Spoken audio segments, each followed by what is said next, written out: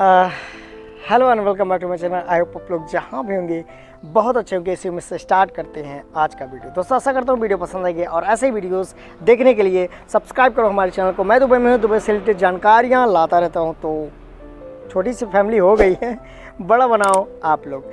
आज थोड़ा सा एक हमारे भाई ने कमेंट किया, आप तो उसका रिप्लाई देना मांगता है ना। तो ऐसे कई लोगों के पास ऐसे दिमाग में चल रहे होंगे परेशानियाँ, तो मैं सोचा एक वीडियो बनाना चाहिए। जैसे दुबई में आते हो तो इंडिया का सिम बंद हो जाता है, तो यहाँ पे कैसे सिम लें ये हम लोग बात करने वाले हैं। कहाँ पे लें अच्छा पड़ेगा और कौन सा टैरिफ भराएं वो अच्छा पड़ेगा। तो आज हम लोग इसी के ऊपर डिस्कस करने वाले हैं। मतलब जो लोग है उसमें डॉक्यूमेंट क्या होगा और उसमें पैसा कितना लगेगा और कितना का टैरिफ उसमें होना चाहिए। तो बने रहे वीडियो में और आई होप आपको पसंद ज़रूर आएगा।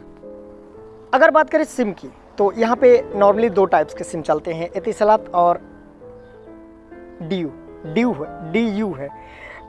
दो ही सिम ज़्यादातर डिमांड में है और अदर होंगे हमको नहीं पता, बट वो हम जानते हैं और दोनों का सिम मेरे पास है।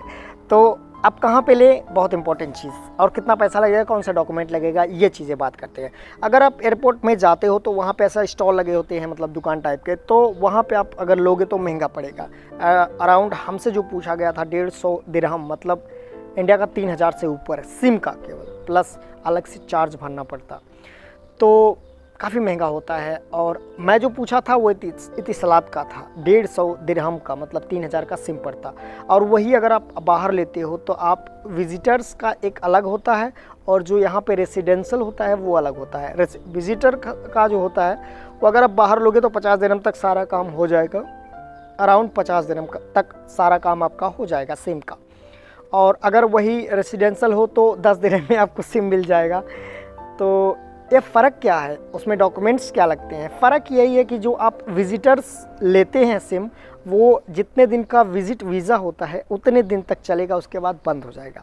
और जो रेजिडेंशियल होता है वो जब तक आपका आईडी एक्सपायर नहीं होता, आईडी का मतलब जो आप काम करते हो कंपनी के थ्रू एक आईडी बनती है, वो आईडी जब तक चलेगी तब तक आपका सिम चलेगा।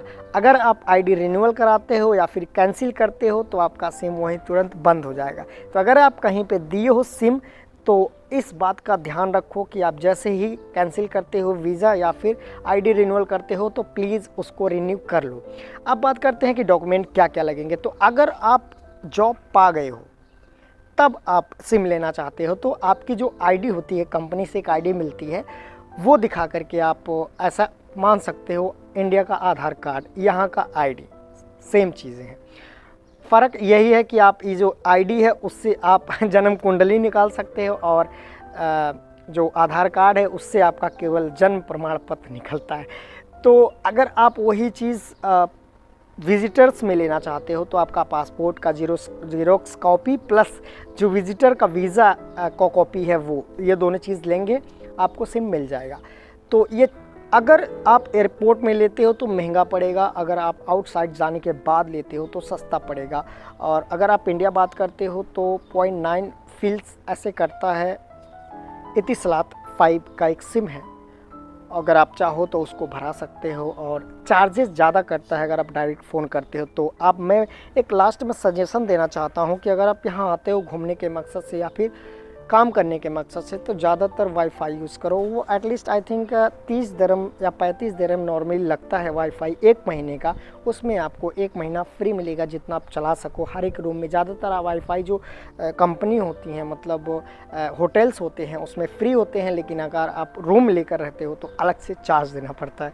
तो जितना हो सके आप वाईफाई का यूज़ करो, फ़ायदा रहेगा। तो आई होप ये छोटी सी इन्फॉर्मेशन मेरे भाई का जो रिक्वेस्ट था वो पूर्ति हो गया होगा और आपको थोड़ा सा जानकारी ज़रूर मिला होगा। मिलते अगली वीडियो में, तब तक के लिए अपने और परिवार का ध्यान रखो। Bye bye.